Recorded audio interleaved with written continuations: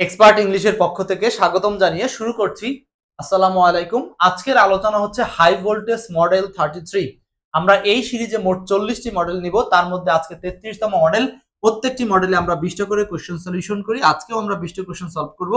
আমি আছি আপনাদের সাথে আলিম স্যার, রাইটার, এক্সপার্ট ইংলিশ। তো চলুন আমাদের আলোচনার প্রথম প্রশ্নে চলে যাই। সো হাই ভোল্টেজ মডেলে এইভাবে আমরা প্রত্যেকটা প্রশ্ন আপনাদেরকে দিব, আপনারা দ্রুত অ্যান্সার করবেন এবং আমার কাছ থেকে দ্রুত ব্যাখ্যা পেয়ে যাবেন। ঠিক আছে, ক্লাস শেষে দেখবো 20টা কোশ্চেনের মধ্যে কার কয়টা হচ্ছে। তো প্রথম প্রশ্নটা হচ্ছে আমার 3 জোড়া জুতা আছে, এই বাক্যটির অনুবাদ কি হবে? এই প্রশ্নটা এসেছিল আপনাদের, এই প্রশ্নটা কোথায় এসেছে দেখেন, এই প্রশ্নটা আসছিল হচ্ছে প্রাথমিক সহকারী শিক্ষক নিয়োগ পরীক্ষাতে এই কোশ্চেনটা কিন্তু আসছিল। তো এখন বলার চেষ্টা করি দ্রুত, আপনারা একটু দ্রুত অ্যান্সার করবেন। আপনাদের উত্তর করার শেষে আমি আবার এটাকে ব্যাখ্যা করে দেওয়ার চেষ্টা করব। ঠিক আছে, এরপর দেখেন আমার 3 জোড়া জুতা আছে, আমার 3 জোড়া জুতা আছে।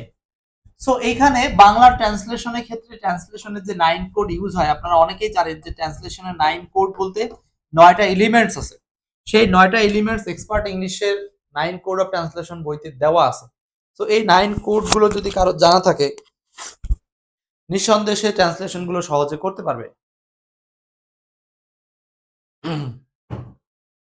আচ্ছা দেখেন এখানে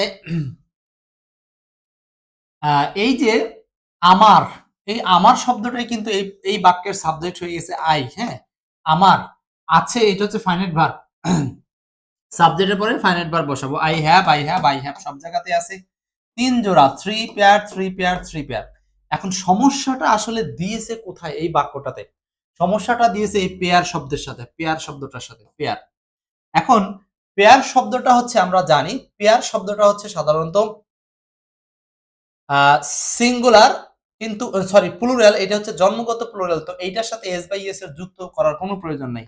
যেমন আমি এরকম জন্মগত প্লুরাল কিছু শব্দের নাম লিখে দিচ্ছি, গুরুত্বপূর্ণ, এইগুলো আপনারা একটু লিখে নিতে হবে, খুব গুরুত্বপূর্ণ। Ship, deer, pair, dozen, score, এই যে শব্দগুলো লিখলাম, এই শব্দগুলো ধরে নেবেন চিরস্থায়ী প্লুরাল, বিধায় এদের সাথে আমরা কখনো এস বাই এস যুক্ত করব না।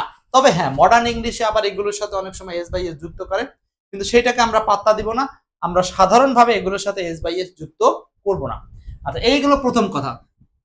যতই এই শব্দগুলোর সামনে আপনার 3, 4, 5, 6, 7 যেটাই আসুক, সংখ্যাটা যতই প্লুরাল হোক, আপনি 5 শিপস বলতে পারবেন না, শুধু 5 শিপ বলবেন। 5 ডিয়ার্স বলবেন না, 5 ডিয়ার বলবেন।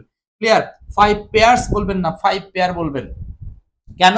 কারণ এই শব্দগুলো জন্মগতভাবেই প্লুরাল, তো এদের সাথে এস যুক্ত করার কোনো প্রয়োজন নাই। এদেরকে বলা হয় জিরো প্লুরাল, এদেরকে বলা হয় জিরো প্লুরাল। সরি, এখানে কন্ডিশন কথাটা লেখা হয়েছে, এটা হবে জিরো প্লুরাল, এদেরকে বলা হয় জিরো প্লুরাল। এখন আসি পরের অংশে, অফ এর পরে যে শু আছে, এইটা আবার এস যুক্ত হতে। কেন? কারণ শু বলতে জুতা, জুতা বলতে আসলে জুতা তো কখনো এক পিস দ্বারা হয় না, জুতা হয় 2 পিস দ্বারা, এই জন্য শুজ ব্যবহার করতে হবে। আরেকটা জিনিস জেনে রাখেন, আমাদের আমরা যে সমস্ত পোশাকগুলো ব্যবহার করি, যেগুলো দুইটা ইউজ করতে হয়, সেগুলোর সাথে এস দিতে হয়। যেমন সানগ্লাসেস, হ্যাঁ সানগ্লাসেস দুইটা চোখের জন্য ব্যবহার করি। এরপর দেখেন হচ্ছে শার্টস, দুইটা হাতলালা থাকে এই জন্য। প্যান্টস, দুইটা দুইটা পা থাকে এই জন্য হচ্ছে প্যান্টস। ঠিক আছে, ট্রাউজার্স, দুইটা পা থাকে এই জন্য হচ্ছে ট্রাউজার্স। সো খেয়াল করবেন এই এই জিনিসগুলো যেন মনে থাকে। তো আমরা যেগুলো দৈনন্দিন জীবনে ব্যবহার করি, এগুলো যদি দুই বাচক কোনো শাখা থাকে, তাহলে সব হলো এস যুক্ত হয়ে বসবে।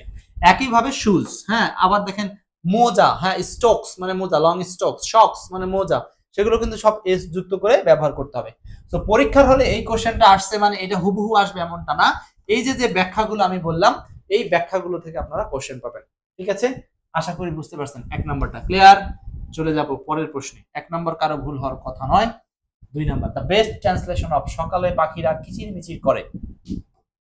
আচ্ছা, 9 কোড অফ ট্রান্সলেশনের রুলস অনুযায়ী আমরা যে 9টা কোড জানি অনেকেই হয়তো, বা যারা আমার ক্লাস করেছেন, S F N O C M P T R, MPTR, এই 9টা কোড আপনি যদি সিরিয়ালে খুঁজে পান, ট্রান্সলেশন থেকে বসাই দিবেন, উত্তর হয়ে যাবে।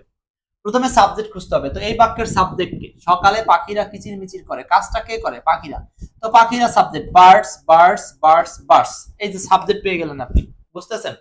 এরপর দেখেন ফাইনাইট ভার্ব খুঁজবেন। ফাইনাইট ভার্বটা কি? কিচিরমিচির করে। তো এই যে ফাইনাইট ভার্ব দ্বিতীয়ত খুঁজবেন। কিচিরমিচির করার ইংলিশ কোনটা? কিচিরমিচির করার ইংলিশ হচ্ছে এই যে টুইটার, ইলন মাস্কের টুইটার। দেখেন কিচিরমিচির করা হলো টুইটার। ক্লিয়ার? আচ্ছা, এখন দেখেন নন ফাইনাইট ভার্ব এখানে নাই, অবজেক্ট এখানে নাই, কমপ্লিমেন্ট এখানে নাই, ম্যানার এখানে নাই, প্লেস এখানে নাই, টাইম এখানে আছে, সেটা হলো সকালে টাইম। এইবার জাস্ট সিরিয়ালে আমরা টাইম পেলাম 9টা উপাদানের। এখন টাইমটাকে আমরা সিরিয়ালে বসে রাখছি, সেটা কি? At dawn. দেখেন আপনি পৃথিবীর যত সেন্টেন্স বিশ্লেষণ করবেন, এই এক্সপার্ট ইংলিশের আবিষ্কার 9 কোড অফ ট্রান্সলেশনে আপনি পুরো বাক্যটাকে মিলিয়ে ফেলতে পারবেন। ইভেন আপনি পৃথিবীর যত বড় ছোট বাক্য আছে সব ট্রান্সলেশন করতে পারবেন। এই 9 কোড অফ ট্রান্সলেশন বইটা আপনারা সঙ্গে করে নিয়েন, ইনশাআল্লাহ জীবনে অনুবাদ নিয়ে আর কোনো ভুল হবে না। তাহলে উত্তরটা হচ্ছে বার্ডস টুইটার অ্যাট ডন। হ্যাঁ, পাখিরা সকালে কিচিরমিচির করে। ওকে, আর বাদ বাকিগুলো ভুল। কেন ভুল বুঝতেই পারছেন। নেক্সট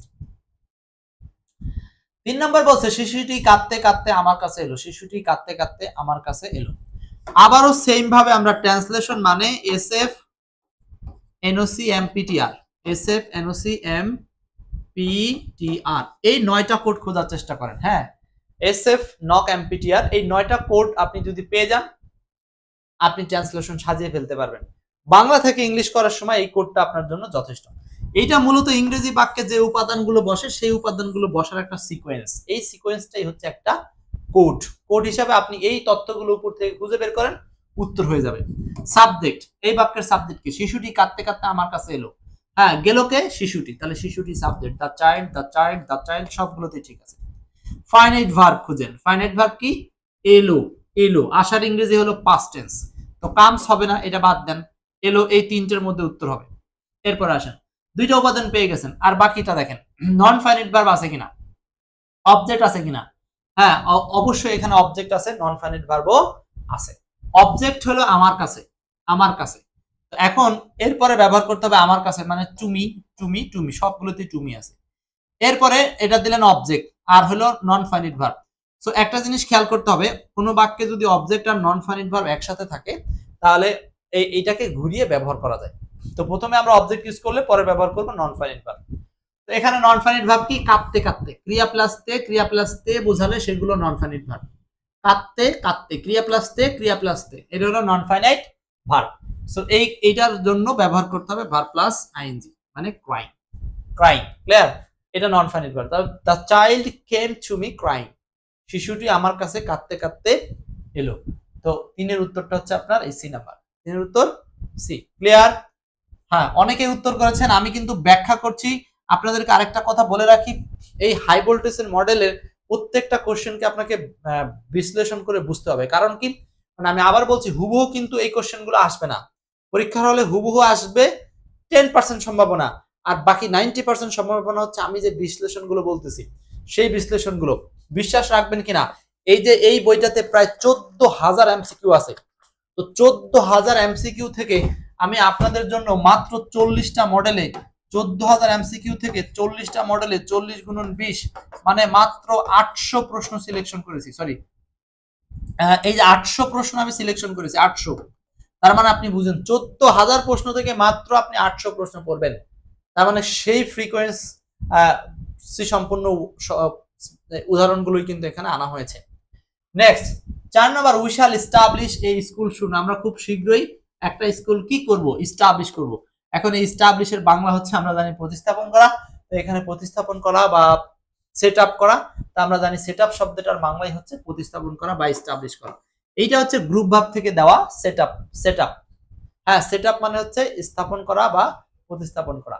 তো এখানে আমি এই 4টা শব্দেরই আলাদা আলাদা মিনিং আছে, মিনিংগুলো একটু আপনাদের জ্ঞাতার্থে ব্যাখ্যা আকারে বলতেই হবে, কারণ খুব জরুরি। দেখেন, পুট আপ কথাটার মানে হচ্ছে আপনি কোনো কিছুকে উপরে রাখবেন। Put up, put up, put up মানে উঠানো বা উপরে স্থাপন করা। সেট আপ মানে সরাসরি স্থাপন করা, কিন্তু কোথায় কোথায় সেট আপ মানে আয়োজন করা। এখন দেখেন, এই যে সমার্থক বা সমাজাতীয় অর্থগুলো যদি আপনি মাথায় না নেন, পরীক্ষার হলে আপনি নিঃসন্দেহে বিপদে থাকবেন। কারণ কি? কারণ এই সমার্থক শব্দগুলোই কিন্তু আপনার জন্য জরুরি। সমার্থক অর্থগুলোই আপনাকে পরীক্ষার হলে ভিন্নভাবে কোশ্চেনটা তৈরি করে দিবে, ভিন্নভাবে তৈরি করে দিবে। যেমন সেট আপ মানে স্থাপন করা, এটা হবে আয়োজন করা বা স্থাপন করা। সেট আউট রওনা হওয়া, এটা অনেক সময় প্রকাশ করা অর্থেও ব্যবহার করা হয়। সবগুলো বিকল্প অর্থ জেনে রাখতে হবে। পুট ডাউন মানে নামিয়ে রাখা বা কখনো কখনো দমন করা, এখানে গুরুত্বপূর্ণ হচ্ছে দমন করা। এখানে সেট আউট গুরুত্বপূর্ণ হচ্ছে রওনা করা।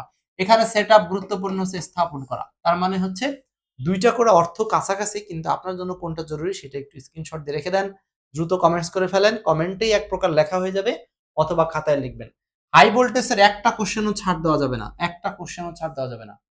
5 number, the government has extend A warm welcome dance the visiting delegation. এটাও কিন্তু প্রাইমারিতে আসা একটা প্রশ্ন, এটাও প্রাইমারিতে আসা একটা প্রশ্ন।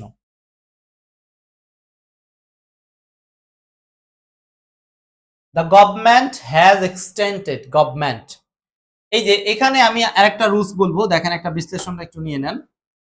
দ্য গভর্নমেন্ট, গভর্নমেন্ট শব্দটা বিভিন্ন স্থানে প্লুরাল হিসেবে ব্যবহার করা হয়, কোনো সমস্যা নাই, কিন্তু এইটা যখন একক অর্থে ব্যবহার করি তখন আবার এটা সিঙ্গুলার হিসেবে হয়। কেমন?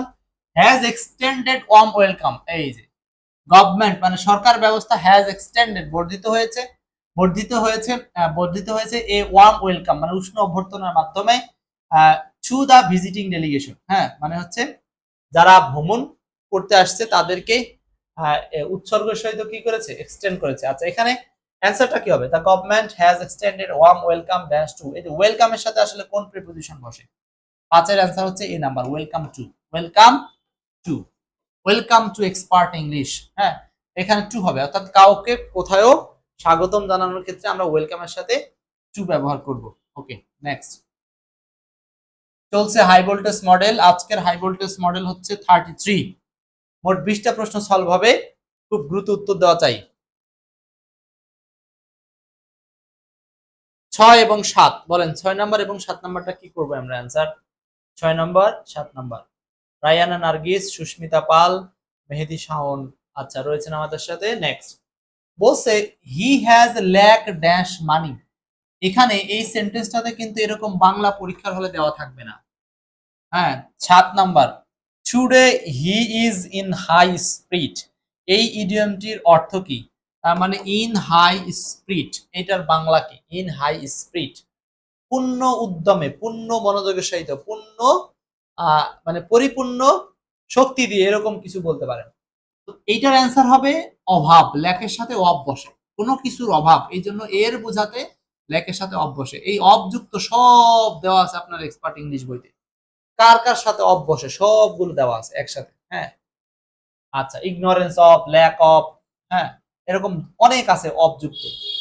এরপর 7 number, today he is in high speed, মানে পূর্ণ উদ্যমে সে আজকে আছে বা পূর্ণ উদ্যমের সহিত সে আছে।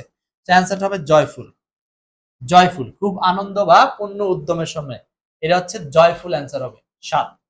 বুঝতে পারছি সবাই? উত্তর করেছেন তো? নেক্সট আমরা পরের প্রশ্ন দুটিতে যাই, 8 এবং 9।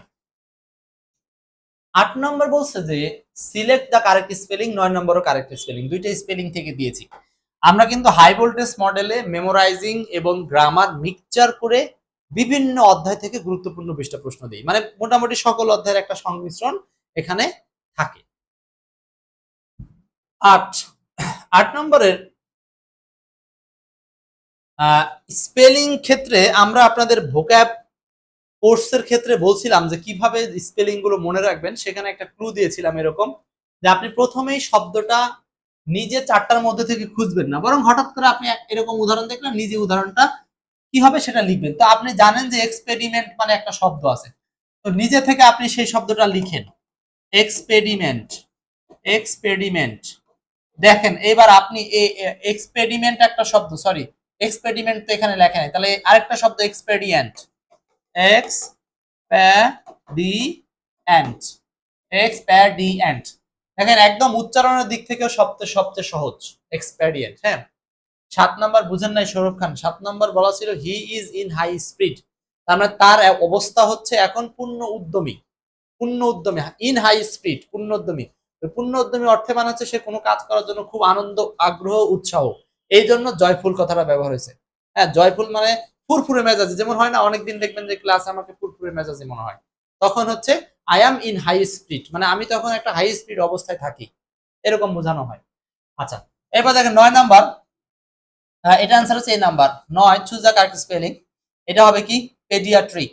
পেডিয়াট্রিক মানে শিশুবিদ্যা, পেডিয়াট্রিক, না পেডিয়াট্রিক, পেডিয়াট্রিক, এই যে উত্তর হচ্ছে এটা পেডিয়াট্রিক, পেডিয়াট্রিক, PEDIATRIC, পেডিয়াট্রিক। এই পেডিয়াট্রিক মানে কি? পেডিয়াট্রিক মানে হলো শিশু সম্পাদন, ঠিক আছে? ক্লিয়ার? এই দুইটা স্পেলিং খুব গুরুত্বপূর্ণ ছিল, লিখে রাখবেন সবাই, দুইটা স্পেলিং গুরুত্বপূর্ণ ছিল। 10, 11। এবার বলেন 10 নাম্বার এবং 11 নাম্বার কি হবে? উপমা কেম হিয়ার লেট, এখানে লেট কি?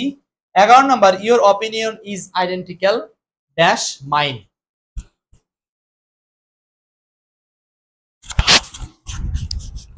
ওকে, এই দুইটা একটু সলভ করার চেষ্টা করব আমরা। আমি আমার ডিএসএলআর ক্যামেরার ব্যাটারি প্যাক চেঞ্জ করে দিচ্ছি।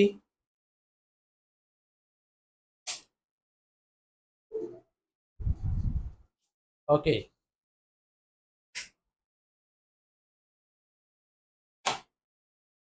নেক্সট দেখেন, তাহলে 10 নম্বরে বলছে উপমা কেম হিয়ার লেট, 11 নম্বরে বলছে your opinion is identical dash. আচ্ছা, প্রথম প্রশ্নটা আসছিল হচ্ছে নিবন্ধনে, হ্যাঁ 14তম নিবন্ধনে এসেছিল উপমা কেম হিয়ার লেট। এই বাক্যে লেট শব্দটা কি? লেট মানে দেরিতে। তো কোন বাক্যে সময়বাচক শব্দের সাথে যদি বিভক্তি পড়ে যায়, দেরি যোগতে, দেরিতে, হ্যাঁ তে, এটা একটা বিভক্তি। তো এই যে সময়বাচক শব্দের সাথে যখন বিভক্তি বসে যায় তখন ওই সময়বাচক শব্দগুলো অ্যাডভার্বে রূপান্তর হয়। আপনারা অনেকেই জানেন কিনা স্থানবাচক, সময়বাচক, হ্যাঁ আর হচ্ছে ম্যানার, প্লেস, টাইম, এই তিনটা। স্থান আর সময়বাচক শব্দগুলোর সাথে যদি বিভক্তি যুক্ত হয় তাহলে সেটা অ্যাডভার্ব হবে সেন্টেন্সের মধ্যে। আর যদি বিভক্তির মানে বিভক্তি না হয় তাহলে কিন্তু সেটা অ্যাডভার্ব হয় না। এটা খুব গুরুত্বপূর্ণ একটা পয়েন্ট, জানি না এটা বুঝতে পারছেন কিনা আপনারা। যেমন শুধু দেরি, কিন্তু আপনি বলবেন না যে দেরি অ্যাডভার্ব, দেরিতে, এই জন্য এটা আসলে অ্যাডভার্ব হয়ে গেছে। ক্লিয়ার? এই জন্য এই শব্দগুলোর ক্ষেত্রে কিন্তু অর্থটা বুঝতে হবে আপনাকে। 11 number, your opinion is identical to. আইডেন্টিক্যালের সাথে কি বসে? টু না ইন?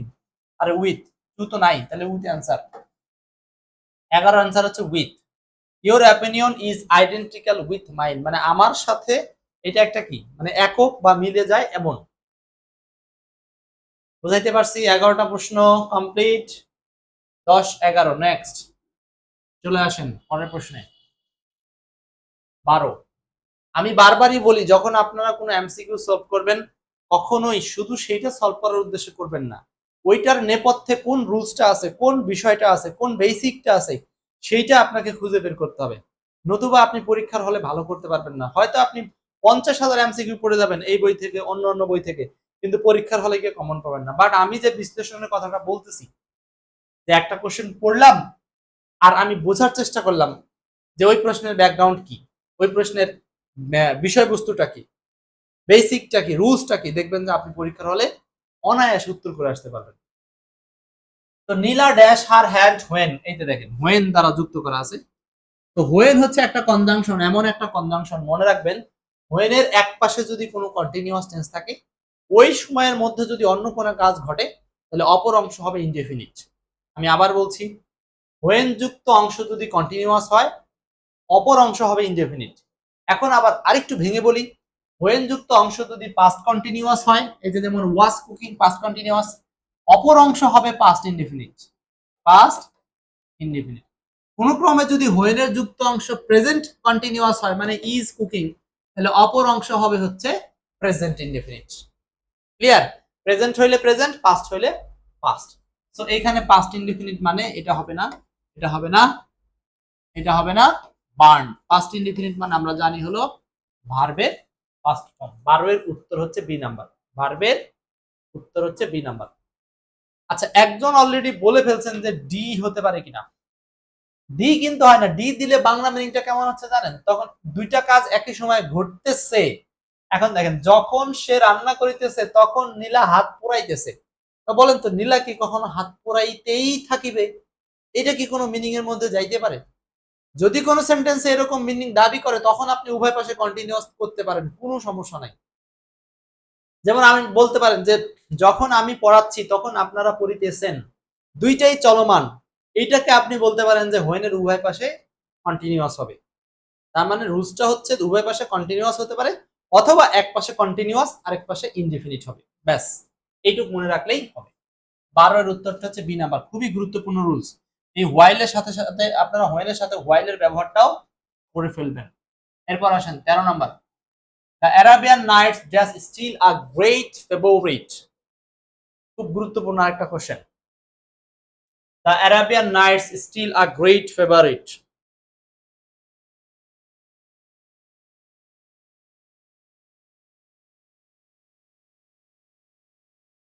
অ্যারাবিয়ান নাইটস, এই যে এই রুলসটার নেপথ্যে একটা জিনিস আছে, সেটা আপনাকে বের করতে হবে। পারবেন তো নাকি? এই রুলসের নেপথ্য কি? নেপথ্যটা হচ্ছে এই যে অ্যারাবিয়ান নাইটস, এটা একটা পত্রিকার নাম অ্যারাবিয়ান নাইটস। যতই শব্দটার সাথে এস থাক, এই শব্দটা জন্মগতভাবে এস যুক্ত, কিন্তু সিঙ্গুলার। এস যুক্ত হয়েও জন্মগতভাবে এটা সিঙ্গুলার। এরকম কিছু নাউনের লিস্ট আপনাদেরকে শিখতে হবে। এর আগেও আমি এরকম কিছু নাউনের লিস্ট শিখাইছি, news, ethics, physics, gallows, physics, economics, statistics, phonetics, semantics, এরকম শিখাইছিলাম না একটা ক্লাসে। তো এই যে শব্দগুলো, এগুলো সব কিন্তু লিস্ট আকারে এক্সপার্ট ইংলিশ বইতে আছে। তো সেই লিস্টটা আপনাকে জানতে হবে। তো নাইটস এস থাকা সত্ত্বেও সিঙ্গুলার, অতএব আপনি ভার্ব নেবেন কোনটা? এটা একটা সিঙ্গুলার সাবজেক্ট, আর এই পাশে এটা হচ্ছে স্টিল আ ফেভারিট, এটা একটা কমপ্লিমেন্টের ন্যায় কাজ করছে। সো আপনি সাবজেক্ট সিঙ্গুলার এস থাকা সত্ত্বেও, এই জন্য এই দুটো আগেই বাদ। এরপরে বাকি থাকলো ইজ না হ্যাজ, দুটোই সিঙ্গুলার, উত্তর দুটোই হতে পারে। এখন সমস্যা হলো জানতে হবে আপনাকে হ্যাজ আর ইজ এর পার্থক্য। মনে রাখবেন, হ্যাজ এর পরে অবজেক্ট থাকে, আর ইজ এর পরে বা বি ভার্বের পরে থাকে হচ্ছে কমপ্লিমেন্ট। বি ভার্বের পরে থাকে হচ্ছে কমপ্লিমেন্ট। বি ভার্বের পরে থাকে কমপ্লিমেন্ট। কথা ক্লিয়ার? বলেন, কথা পরিষ্কার বুঝতে পারলেন কিনা? খুব গুরুত্বপূর্ণ রুলস। এই রুলস থেকে প্রচুর সংখ্যক প্রশ্ন বিভিন্ন পরীক্ষা আসে, শুধু এই জায়গার এই নামটা পরিবর্তন করে দিয়ে আসে। হ্যাঁ, নেক্সট 14 নাম্বার। চলছে হাই ভোল্টেজ মডেল 33। 40টি হাই ভোল্টেজের আজকে চলতেছে 33তম হাই ভোল্টেজ। 20টা কোশ্চেন বিশ্লেষণ হবে এবং একই সাথে আপনারা মডেল টেস্ট হিসাবে উত্তর করছেন। বলেন 14 number. 14, question number 14, which one is a correct sentence? Correct sentence, it's a question। 41st BCS, 41তম BCS। এখানে কোনটা অ্যান্সার হবে? খুব গুরুত্ব দিয়ে এই প্রশ্নের মধ্যে একটা বিষয় আছে, সেটা আপনাকে শিখতে হবে। এবং বারবার এই জায়গা থেকে কোশ্চেনটা হয়। কেন হয়? কারণ এগুলো প্র্যাকটিক্যালি আমাদের প্রতিনিয়ত দরকার। যেমন মাই পালস, পালস, পালস। তো পালস, শরীরের পালস বা হার্টবিট, এই যে রক্ত চলাচল, এই পালসটা কি করা হয়? ফাইন্ড থেকে ফাউন্ড, খোঁজা হয়েছিল। টুক, নিয়েছিল। এক্সামাইন, পরীক্ষা করেছিল। স, দেখেছিল। এখন সবগুলোরই মনে হয় যেন অর্থ হওয়ার মতো একটা ব্যবস্থা আছে, কিন্তু এখানে পালস দেখা অর্থে আসলে কোনটা হয়, পালস দেখা অর্থে হয় কোনটা, সেটা আমাদেরকে জানতে হবে। ক্লিয়ার? পালস দেখা অর্থে কি হয়? পালস দেখা অর্থে হয় হচ্ছে টুক। টুক মনে রাখতে হবে যে took my pulse, took his pulse, took your pulse মানে কি? এই টুক মানে হলো আসলে এইটা অনেকটাই হচ্ছে এই টেক ভার্বের বহু ব্যবহার আছে। টেক ভার্বের বহু বিকল্প বিকল্প অর্থ আছে, ব্যবহার আছে। তো এটা অ্যান্সার হবে হচ্ছে the doctor took my pulse, মানে ডক্টর আমার পালস দেখলো বা পালস অনুভব করলো। ঠিক আছে? মূলত এটা হচ্ছে ফেল্ট ইউজ করে, হ্যাঁ হ্যাঁ, অনুভব করে, পাস্ট টেন্স হিসাবে। ফাইন্ড থেকে ফাউন্ড, এটা তো খোঁজা, খোঁজাটা তো কোনো অনুভব না। এই টুক শব্দটা এখানে ফিল থেকে আসছে, অনুভব করা। এক্সামাইন, খাতা কলম পরীক্ষা করে। হ্যাঁ, এটা পরীক্ষা করে না, এটা জাস্ট ফিল করে, অনুভব করে। স মানে দেখে, চোখ দিয়ে দেখে না। হ্যাঁ, কোনোটাই কিন্তু আসলে এগুলো দেখা না, এটা হলো মাইন্ডের সাথে সম্পর্ক হয়ে ফিল। ওকে, নেক্সট 15, কোন বাক্যটি শুদ্ধ? কোন বাক্যটি শুদ্ধ? 15 নম্বরটা, কোন বাক্যটি শুদ্ধ?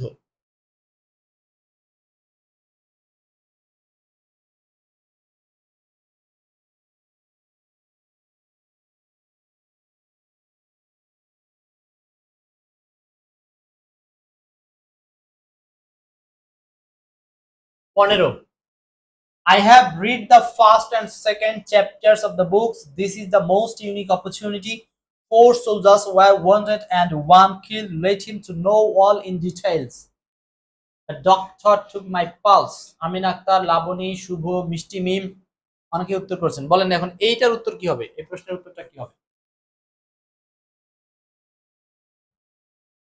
হ্যালো, ওয়ালাইকুম আসসালাম।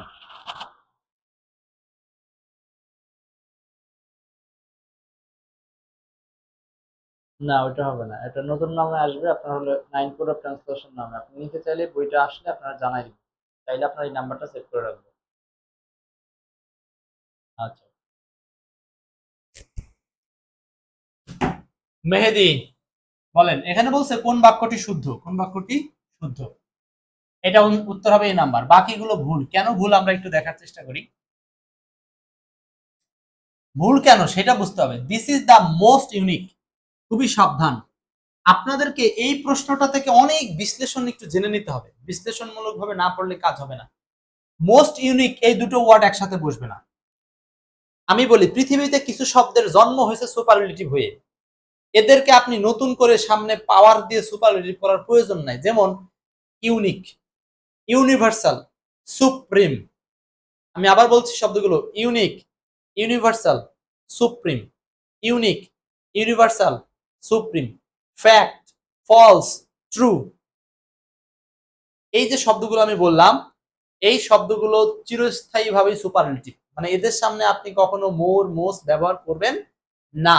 ইভেন কখনো বলবেন না ইউনিকার, ইউনিকেস্ট, হ্যাঁ এরকমও বলার সুযোগ নাই, কারণ এইটা জন্মগতভাবে সুপারলেটিভ। এটার সামনে মোস্ট ইউজ করা যাইতো না, যাবে না।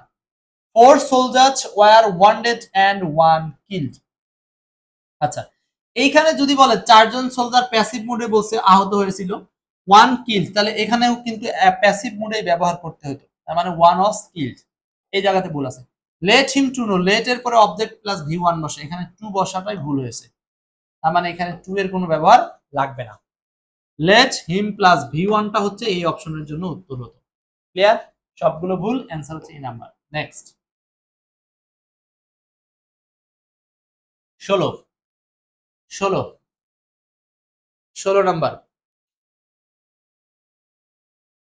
এটাও সবগুলো প্রশ্ন এক্সপার্ট ইংলিশ থেকে নেওয়া, একদম দুর্দান্ত দুর্দান্ত প্রশ্নগুলো এক্সপার্ট ইংলিশ থেকে চয়েস করা। কোনটি শুদ্ধ? 16 number. Either he or me is mistaken, many a man has done so. Every one of the girls love to dance. He gave me an advice. এখন সুপারলেটিভ দেখেন, ইউনিক, ইউনিভার্সাল, সুপারলেটিভ হবে না সেটা না, এরা জন্মগত সুপারলেটিভ। তাই নতুন করে এদেরকে সুপারলেটিভ তৈরি করার কোনো সুযোগ নাই, মানে নতুন করে কোনো ফরমেশন চেঞ্জ করা লাগবে না, এরা নিজেরাই 24 ঘন্টায় সুপারলেটিভ। আচ্ছা, ফাতেমা ইদ্রিস 16 এর অ্যান্সারটা কি হবে? আইদার হি অর, দেখেন আরেকটা রুলস থেকে আসছে, এই রুলসটা আপনারা জানেন তো। আইদার ডট ডট অর এর ক্ষেত্রে যে নিয়মটা, আইদার ডট অর এর ক্ষেত্রে রুলসটা হচ্ছে আইদার অর এর পরবর্তী সাবজেক্ট অনুযায়ী ভার্ব বসে। এখন প্রসঙ্গ হলো আইদারের পরে যা বসে অরের পরেও তাই বসে, এটার নাম হলো প্যারালেলিজম। এটার নাম কি বলেন? প্যারালেলিজম। তো এখানে আইদারের পরে যদি আমরা সাবজেক্টিভ প্রোনাউন হি দেই, অরের পরেও সাবজেক্টিভ, বস্তুত দুইটাই সাবজেক্টিভ হবে, কারণ পজিশনটা হচ্ছে ভার্বের আগে।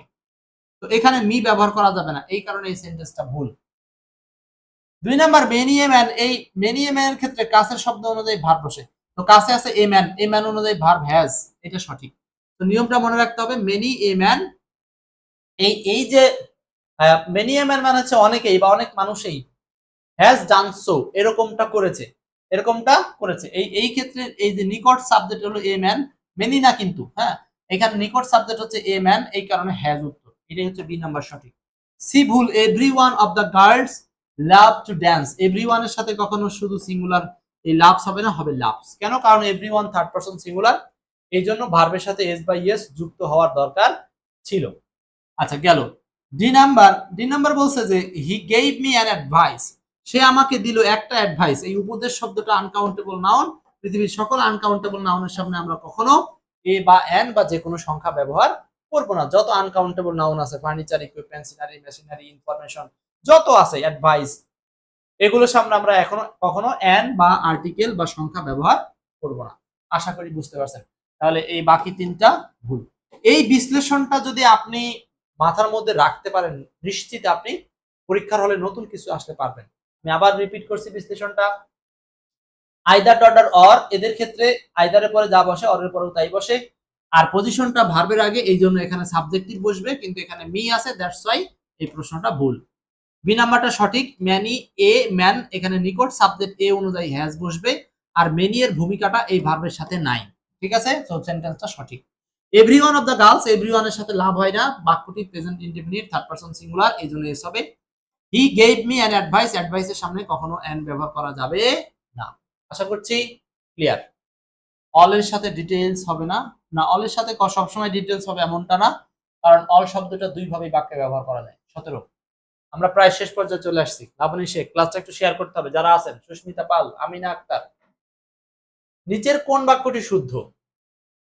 নিচের কোন বাক্যটি শুদ্ধ বলেন। Sakib asked that how did he do, my son is ill and all this week. The game drew numerous spectators. The United States are a powerful country. হ্যাঁ, ইউনাইটেড স্টেটস তো পাওয়ারফুল কান্ট্রি, সেটা তো বটেই। সো এটার উত্তরটা কি হবে? বলছে my son is ill all this week, এইখানে একটু ভুল আছে। All this week,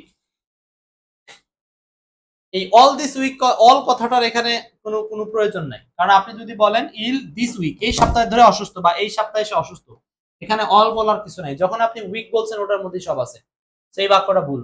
Shakib asked, এই পাশে পাস্ট টেন্স আছে, দ্যাট হাউ, এখানে হাউ এর পরে আগে ভার্ব দেওয়া যাবে না, হাউ এর পরে আগে দিতে হবে সাবজেক্ট, কারণ এটা হলো আপনার এমবেডেড কোশ্চেন নামে একটা অধ্যায় আছে। সেই এমবেডেড কোশ্চেন, ওই অধ্যায়টা আপনারা পড়লে বুঝবেন যে যখন সাবঅর্ডিনেট ক্লজে ডাব্লিউএইচ ওয়ার্ড থাকে, তারপরে আগে সাবজেক্ট পরে ভার্ব, তো এটা এরকম হইতো, Sakib asked that how he did, how he did. এই বাক্যের মেইন ক্লজটা এটা, তো প্রশ্ন করতে হলে মেইন ক্লজ কে করতে হয়, সাবঅর্ডিনেট কে নয়। দ্যাটস ওয়াই এই বাক্যের লাস্ট অংশটা ভুল।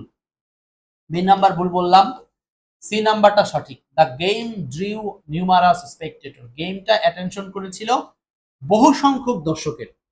নিউমারাস মানে কি, নাম্বার থেকে আসছে, নিউমারাস নাম্বার থেকে নিউমারাস, বহু সংখ্যক, স্পেকটেটর মানে তো জানেন দর্শক, আর ড্র থেকে ড্রিউ মানে অ্যাটেনশন বা মনোযোগ আকর্ষণ করেছিল। 4 number, the United states, United states জন্মগত এস আছে, সো এটা একটা দেশের নাম, মাত্র একটা দেশের নাম। হ্যাঁ, যতই সেটা অনেকগুলো 53টা 52টা 51টা অঙ্গরাজ্য হোক, এখানে ব্যবহার করতে হবে সিঙ্গুলার। ইজ হলে বাক্যটা হতে পারত, দেখছেন, ইজ হলে বাক্যটা হতো।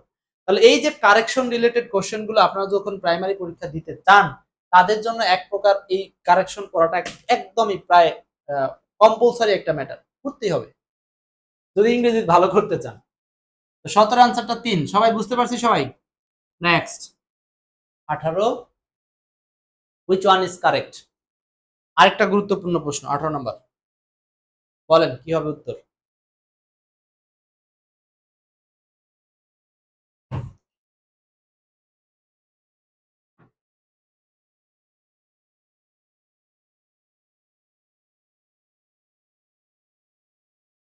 আঠারো নাম্বার, 18 বলছে Mister Karim is blind for, blind about, blind to, blind, ও এটা পারবেন। এখানে জাস্ট একটা রুলস কভার করছে, সেটা হলো ব্লাইন্ডের সাথে কি বোঝাবো, blind of, blind to, blind about, blind for. মনে রাখতে হবে ব্লাইন্ডের সাথে দুইটা প্রিপোজিশন বসে, ব্লাইন্ড টু ও বসে, ব্লাইন্ড অফ ও বসে। এখন সমস্যা আছে এই দুইটার ক্ষেত্রে। হ্যাঁ, মানে ব্লাইন্ড অফ মানে হচ্ছে একটা হলো সত্যি সত্যি চোখ কানা, আর একটা হচ্ছে উদাসীন। হ্যাঁ, উদাসীন। এখন এইখানে যদি সত্যি সত্যি চোখে কানা হয়, তাহলে আপনি ব্যবহার করবেন অফ, মানে সত্যি চোখ কানা, সোজা কথা, চোখ কানা। আর ব্লাইন্ড টু মানে উদাসীন, দেখেও না দেখার ভান করা, এটাকে এক প্রকার চোখ কানা। অনেক সময় আমরা কথা চলে সামনে দিয়ে কেউ চলে গেল, আপনার সাথে কথা বললো না, আপনি বললেন কিরে চোখ কানা নাকি, আমাকে দেখতে পাস না, সালাম কালাম দিবি না, তো ওইটা হলো ব্লাইন্ড টু। অনেক সময় পিতা তার পুত্রের দোষ দেখেও দেখে না, এটাকে বলা হয় ব্লাইন্ড টু। ঠিক আছে, অনেক সময় যে সঙ্গী সাথীরা বন্ধু বন্ধুর দোষ দেখে না, বন্ধু যতই অন্যায় করছে তার পক্ষই নেবে, এগুলোকে বলা হয় ব্লাইন্ড টু, ব্লাইন্ড টু। আর অফ মানে সত্যি আমরা পথে যাদেরকে দান করি সেই কানা, ঠিক আছে? Of, blind of, blind of. So এটা আবার পরীক্ষার হলে আপনারা মিক্সচার করে নিয়েন না, ঠিক আছে? যে আসলে কোনটা যেন কি হয়েছে, এটা যদি মিক্সচার হয়ে যায় সেক্ষেত্রে আপনারা একটা সূত্র তৈরি করে নিতে পারেন, ঠিক আছে? সূত্রটা কিভাবে তৈরি করবেন আসলে কি বলবো, এই সূত্রটা ব্লাইন্ডের সাথে টু আর ব্লাইন্ডের সাথে অফ। টু মানে হচ্ছে ফল্ট, হ্যাঁ, ফল্টের সাথে সম্পর্ক। আর অফ কিন্তু ফল্টের সাথে সম্পর্ক না। আপনি চাইলে এই টু এর সাথে ফল্ট কথাটাকে মিলিয়ে দিতে পারেন, to fault, to fault. Fault মানে দোষ, হ্যাঁ, টি এর সাথে টু, এভাবে মনে রাখতে পারেন, ঠিক আছে? আচ্ছা, নেক্সট, পরের প্রশ্নে যাব আমরা। 19 নাম্বার, ওয়ার দা পাখি সিরপিং, পাখিরা কি সিরপিং করতেছিল?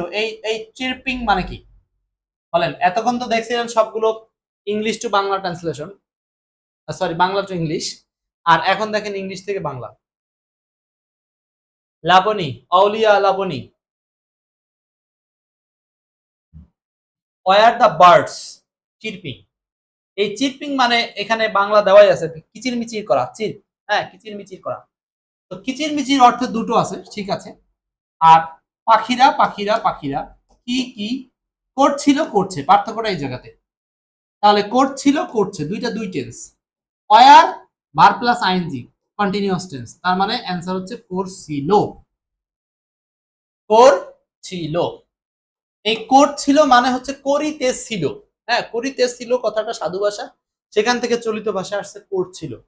এটাকে আপনার সাধু চলিত বুঝতে পারলে এটা বুঝবেন, কোনো সমস্যা নাই। সব এক্সপার্ট ইংলিশ বই থেকে এমন হাজার হাজার উদাহরণ পাবেন, চাইলে আপনারা বইটা সঙ্গে রেখে সারা জীবন পাঠ করেন। নেক্সট, নিজে পড়বেন এক্সপার্ট ইংলিশ, নিজের সন্তানকে পড়াবেন, নিজের নাতিপুতিকে করাবেন, হ্যাঁ, একটা বই রেখে যাবেন, নিজের নাম লিখে স্বাক্ষর করে আজীবন চলতে থাকবে। কবর থেকেও সওয়াব পাবেন যখন আপনার সন্তানেরা নাতিপুতিরা এই বই পড়বে আর দোয়া করবে, বাবা একটা সুন্দর বই কিনে রেখে গেছিল। হ্যাঁ, আমার জন্য দোয়া না হয় নাই করলো, কিন্তু আপনার নিজের জন্য তো দোয়া করবে। নেক্সট 20 নাম্বার, এটি হচ্ছে আজকের আলোচনার শেষ প্রশ্ন হতে পারে, কিন্তু বোনাস কোশ্চেনও একটা আছে। 20 নাম্বারটা আমরা আগে করি।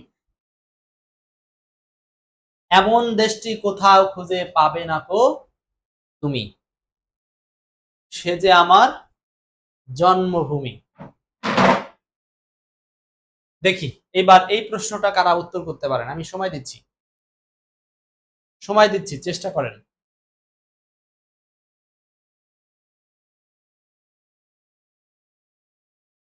এমন দেশটি কোথাও খুঁজে পাবে না কো তুমি।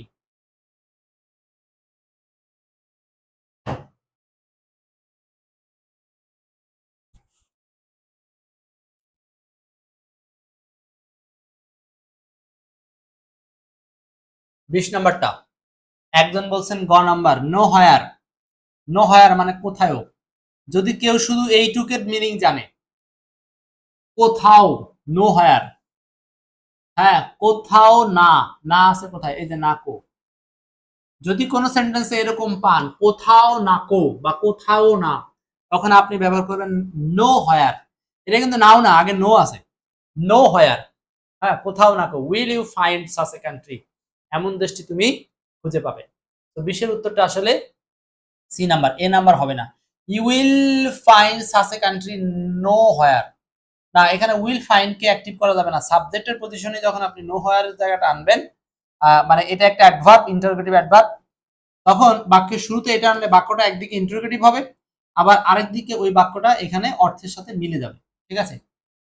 এখন মূলত এই বাক্যটা আশ্চর্যবোধক হওয়ার কথা, কিন্তু এখানে আশ্চর্যবোধক না হয়ে ইন্টারোগেটিভ সেন্সে করা হয়েছে। 20-এর উত্তর সি। এই ধরনের ট্রান্সলেশন গুলো বাংলার বেশ কিছু পণ্ডিত আছেন, তারা করে আর কি। এবং আলোচনা শেষ, প্রশ্ন শেষ। এখন একটা বোনাস কোশ্চেন আছে, হাই ভোল্টেজ মডেল 33 এর বোনাস প্রশ্নটা একটু সলভ করব। হাই ভোল্টেজ মডেল 33 এর বোনাস প্রশ্ন হচ্ছে, the man died dash over eating.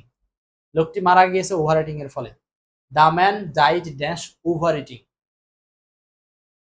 The man dash died over eating, কি হবে? ওরে খাইতে খাইতে মারা গেছে, মানে খাইতে খাইতে খায় উপরের দিকে বাড়ে না, এই দিকে বাড়ে, মানে পেট অসুস্থ হয়ে যায়, ঠিক আছে? খাইতে খাইতে এটাকে বলা হচ্ছে আপনার ডায়েট ড্যাশ ওভার ইটিং। এটা কি হবে বলেন? Over eating.